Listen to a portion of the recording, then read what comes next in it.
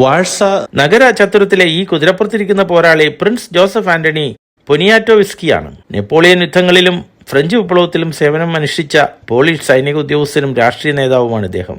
സമീപത്ത് തന്നെയുള്ള നിയോ ക്ലാസിക്കൽ ആർക്കിടെക്ചറുള്ള ഈ പള്ളി കാർമലൈറ്റ് ചർച്ചാണ്. ഈ പള്ളിയുടെ ഉൾവശം അതിമനോഹരമാണ്.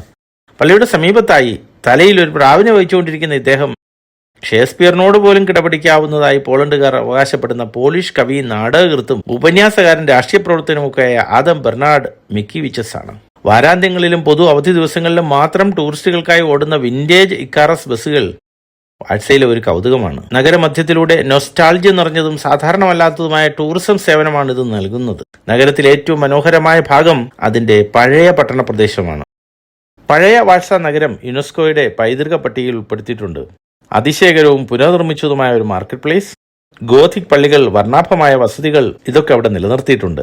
രണ്ടാം ലോക യുദ്ധത്തിൽ തകർക്കപ്പെട്ടതിന് ശേഷം വളരെ സൂക്ഷ്മതയോടെ പുനർനിർമ്മിച്ച ഊർജ്ജസ്വലമായ ടൗൺ ഹൗസുകൾ, ചരിത്ര സ്ഥലങ്ങൾ, സുഖപ്രദമായ കഫേകൾ എന്നിവയുടെ ഒരു മനോഹര സംയോജനം വാഗ്ദാനം ചെയ്യുന്ന പൈതൃക സ്ഥലമാണ് വാഴ്സയിലെ ഓൾഡ് ടൗൺ. സ്റ്റാരെ മിയാസ്റ്റോ എന്നാണ് അവർ വിളിക്കുന്നത്. തിരക്കേറിയ മാർക്കറ്റ് സ്ക്വയർ, റോയൽ കാസിൽ, മധ്യകാല ബാർബിക്കൻ കോട്ടകൾ എന്നിവയാണ് പ്രധാന ആകർഷണങ്ങൾ. ഇവയെല്ലാം തന്നെ നമുക്ക് നടന്നു കാണാൻ കഴിയുന്ന അകലത്തിലാണ്. ഓൾഡ് ടൗൺ മാർക്കറ്റിലേക്ക് പ്രവേശിക്കുമ്പോൾ തന്നെ അവിടെ മുമ്പുണ്ടായിരുന്ന പട്ടണത്തിന്റെ ഒരു ചിത്രം സ്ഫടിക ഫലകത്തിൽ പ്രദർശിപ്പിച്ചിരിക്കുന്നത് കാണാം. ഓൾഡ് ടൗൺ മാർക്കറ്റ് സ്ക്വയറിൽ വർണ്ണാഭമായ ടൗൺ ഹൗസുകൾ, റെസ്റ്റോറന്റുകൾ, പ്രശസ്തമായ മെർമെയ്ഡ് സ്മാരകം എന്നിവ കണ്ട് ആസ്വദിക്കാം. റോയൽ കാസിൽ എന്നത് മനോഹരമായ മുൻ രാജകീയ വസതിയാണ്. ഇപ്പോൾ അത് സമ്പന്നമായ രാജകീയ അപ്പാർട്ട്മെന്റുകൾ ഉൾക്കൊള്ളുന്ന ഒരു മ്യൂസിയമാണ്.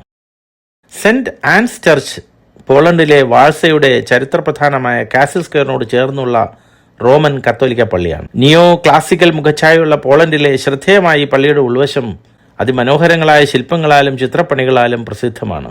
വാഴ്സയിലെ ഏറ്റവും പഴക്കം ചെന്ന കെട്ടിടങ്ങളിലൊന്നാണ് ഈ പള്ളി. പലതവണ പുനർനിർമ്മിച്ചിട്ടുണ്ടെങ്കിലും അതിന്റെ രൂപം മാറ്റമില്ലാതെ തുടരുന്നു.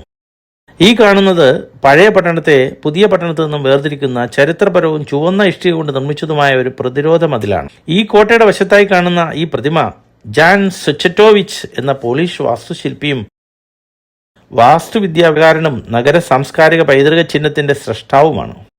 Saint John's arch cathedral Polish Gothic വാസ്തുവിദ്യയിൽ നിർമ്മിച്ച അതിശയിപ്പിക്കുന്ന വാഴ്സയിലെ ഏറ്റവും പഴക്കം ചെന്ന പള്ളികളിലൊന്നാണ്.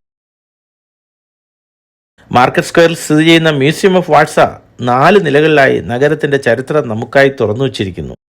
കല്ലുപാകിയ നടപ്പാതകളും വിശാലമായ ചത്തുരങ്ങളും ജർമ്മൻ അധിനിവേശത്തിൽ തകർത്തുകളഞ്ഞ കൂറ്റൻ തൂണുകളും ആഢ്യത്വം നിറഞ്ഞ ആ പുരാതന നഗര കാഴ്ചകളും വളരെ മനോഹരമായ മറക്കാനാവാത്ത ദൃശ്യങ്ങളാണ് നമുക്ക് സമ്മാനിക്കുന്നത്.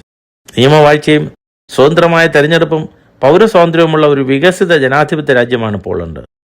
പോളണ്ട് സന്ദർശിച്ചു കഴിഞ്ഞ് ബാൾട്ടിക് രാജ്യങ്ങളിലും പോയ ശേഷമാണ് നോർഡിക് രാജ്യമായ ഫിൻലൻഡ്, സ്കാൻഡിനേവിയൻ രാജ്യങ്ങളായ സ്വീഡൻ, നോർവേ, ഡെൻമാർക്ക് എന്നീ രാജ്യങ്ങളിൽ പോകാൻ ഉദ്ദേശിക്കുന്നത്. ദൂരെ നോക്കിയാൽ തെക്കേ ഇന്ത്യയിലെ കുറച്ച് സംസ്ഥാനങ്ങളിൽ സഞ്ചരിക്കുന്ന അത്രയേ ഉള്ളൂ. പക്ഷേ അവയ്ക്കിടയ്ക്ക് പലയിടത്തും കടലുകളോ കടലെടുക്കുകളോ ആണെന്നുള്ളത് ആണ് ഒരു പ്രത്യേകത. അതുകൊണ്ട് യാത്രയിൽ ഇടയ്ക്കിടയ്ക്ക് കപ്പലിൽ കയറേണ്ടി വരും. എസ്റ്റോണിയയിൽ നിന്ന് ഫിൻലാൻഡിലേക്കും, ഫിൻലാൻഡിൽ നിന്ന് സ്വീഡനിലേക്കും, നോർവേയിൽ നിന്ന് ഡെൻമാർക്കിലേക്കും ക്രൂയിസ് ഷിപ്പിലാണ് പോകേണ്ടത്. നായികയോടൊപ്പം ക്യാമറയും വെള്ളത്തിൽ ചാടട്ടെ എന്നതുപോലെ ഞങ്ങൾ സഞ്ചരിക്കുന്ന ബസ്സും ഒപ്പം കപ്പലിൽ കയറും എന്നതുകൊണ്ട് യാത്രയിൽ ഉടനീളം ഒരു ബസ് മതിയാകും. ശരിക്കും യൂറോപ്യൻ യൂണിയൻ രാജ്യങ്ങളുടെ മൊത്തം വിസ്തീർണം 4.2 മില്യൺ ചതുരശ്ര കിലോമീറ്റർ ആണ്. അതായത് ഇന്ത്യയേക്കാൾ അല്പം കൂടുതലേ ഉള്ളൂ.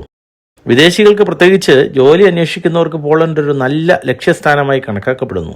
യൂറോപ്പിലെ തന്നെ വളരെ പ്രധാനപ്പെട്ടതും എന്നാൽ കൂടുതൽ പര്യവേക്ഷണം ചെയ്യപ്പെടാത്തതുമായ ടൂറിസ്റ്റ് കേന്ദ്രങ്ങളിൽ ഒന്നായാണ് പോളണ്ട് കണക്കാക്കപ്പെടുന്നത്. യൂറോപ്പിലെ ഏറ്റവും കുറഞ്ഞ കുറ്റകൃത്യ നിരക്കുള്ള രാജ്യങ്ങളിലൊന്നാണ് പോളണ്ട്. പൊതുവെ താങ്ങാവുന്ന ജീവിത ചെലവ്, ശക്തമായ സംസ്കാരം, സുരക്ഷിതമായ പരിസ്ഥിതി ഇതെല്ലാമാണ് പോളണ്ടിന്റെ ഗുണവശങ്ങൾ. നീണ്ട ശൈത്യകാലവും കുറഞ്ഞ ശമ്പളവും കഠിനമായ പോളിഷ് ഭാഷയും പോളണ്ടിന്റെ ന്യൂനതകളാണ്. മറ്റു യൂറോപ്യൻ നഗരങ്ങളെപ്പോലെ തന്നെ വൃത്തിയുള്ള പാതകളും തെരുവുകളും യാതൊരു തരത്തിലുള്ള മാലിന്യങ്ങളുമില്ലാത്ത മനോഹരമായ റോഡുകളും അവയ്ക്കരികിൽ സുന്ദരമായ പൂക്കൾ നിറഞ്ഞ വഴിയോരങ്ങളും ഇടയ്ക്കിടെ പൂന്തോട്ടങ്ങളും കല്ലുപാകിയ മനോഹരമായ ചത്തുരങ്ങളും അങ്ങനെ മാതൃകയാക്കാവുന്ന വളരെ മനോഹരമായി സംരക്ഷിക്കുന്ന ഒരു രാജ്യമാണ് പോളണ്ട്. നഗരം വിട്ട് പുറത്തേക്ക് സഞ്ചരിച്ചാലും ഈ വൃത്തിയും വെടുപ്പും നമുക്ക് കാണാൻ കഴിയും. യൂറോപ്പിൽ മൊത്തവും മികച്ച റോഡ് കണക്ടിവിറ്റിയും റെയിൽ കണക്ടിവിറ്റിയുമുള്ള രാജ്യങ്ങളാണ്. നഗരം വിട്ടുള്ള യാത്രയും അതിമനോഹരമാണ്. ഇരുവശങ്ങളിലും കൃഷിയിടങ്ങളോ അല്ലെങ്കിൽ പൈൻമരങ്ങളോ നിരയൊത്തു നിൽക്കുന്ന മനോഹരമായ വനപ്രദേശങ്ങളോ തടാകങ്ങളോ ഒക്കെയുള്ള ഒരിക്കലും മുഷിയാത്ത യാത്രയാണ് പോളണ്ടിലൂടെയുള്ളത്. അവിടുത്തെ സെമിത്തേരികളിലെ പൂക്കളും ചെടികളും വൃത്തിയും വെടുപ്പും കണ്ടാൽ ഇവിടെ തന്നെ മരിച്ചാലെന്തെന്ന് കൊതിച്ചു പോകും. ഈ യാത്ര തുടരുന്നു. ഇനി യാത്ര ലിത്വാനിയയിലേക്കാണ്. ഈ യാത്രാ വിവരണം ഇഷ്ടപ്പെട്ടെങ്കിൽ തീർച്ചയായും ലൈക്കും ഷെയറും കമൻറ്റും ചെയ്യുക. സബ്സ്ക്രൈബ് ചെയ്യാനും മറക്കരുത്. നന്ദി.